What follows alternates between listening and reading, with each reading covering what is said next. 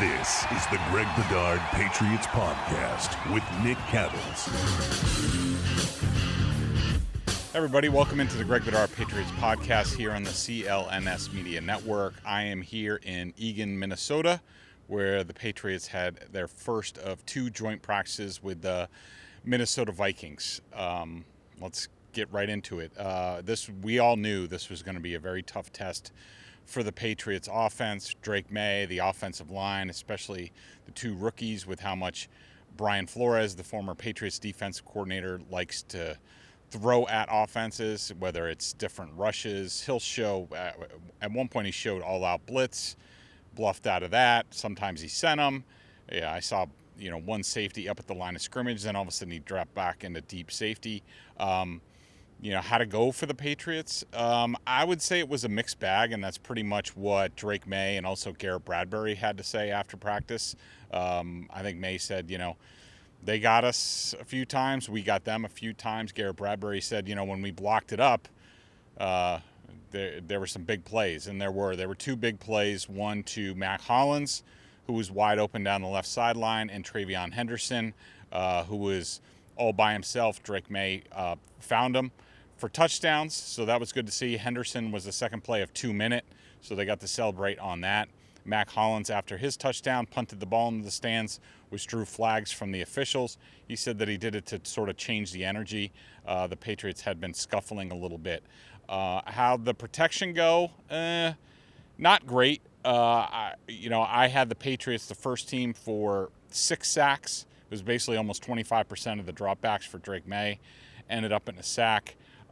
Josh Dobbs had a very rough day with 2 interceptions, 2 pick sixes. He was also sacked twice.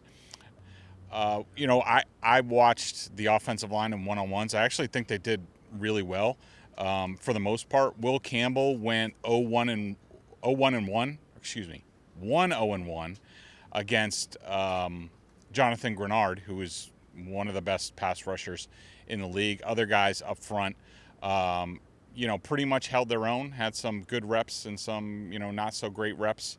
I thought Garrett Bradbury, the former Viking, had a rough time in team period. I think he got called for 2 holding calls, gave up a sack. Watching Drake Maye a little bit in 7-on-7 when the offensive line was done or between reps, he seemed to be a little bit high with his passes today at times. He overthrew in team. He had Kyle Williams deep once, overthrew him. But I will say this about Drake Maye. I thought that, he handled everything that the Vikings threw at him really well. He wasn't flustered at all. That's really big. Because you'll see some quarterbacks who are inexperienced, don't know what they're doing, come into a situation like this against this kind of defense, and they leave sort of flustered, and they look really bad. That was not the case with Drake Maye, and when they executed and blocked it up, they made some plays down the field. Even on his sacks, Drake was still finding ways to connect with receivers, even though I don't count them as completions. Including one, he had a really nice one to Kayshon Boutte where he sort of slid up to the front of the right pocket and delivered a pass. I did not watch much of the defense. I will say, from what I've heard from other reporters, including guys that I go back a ways with the Vikings, they were impressed with the Patriots defense. There was a lot of pressure, some coverage sacks. Really the only big play that the Vikings offense made against the Patriots defense was a screen pass that went about 65 yards. Good work from the Patriots defense. So that's it from day one. We will be back here for day 2. Not sure if it's going to be padded or not. By the way, one thing that I have on BSJ for our members, I did post video of the first and second team offensive line in their one-on-one drills, so you can judge for yourself. That'll do it from Eagan, Minnesota. I will see you tomorrow. This is the Greg Bedard Patriots Podcast on the CLNS Media Network.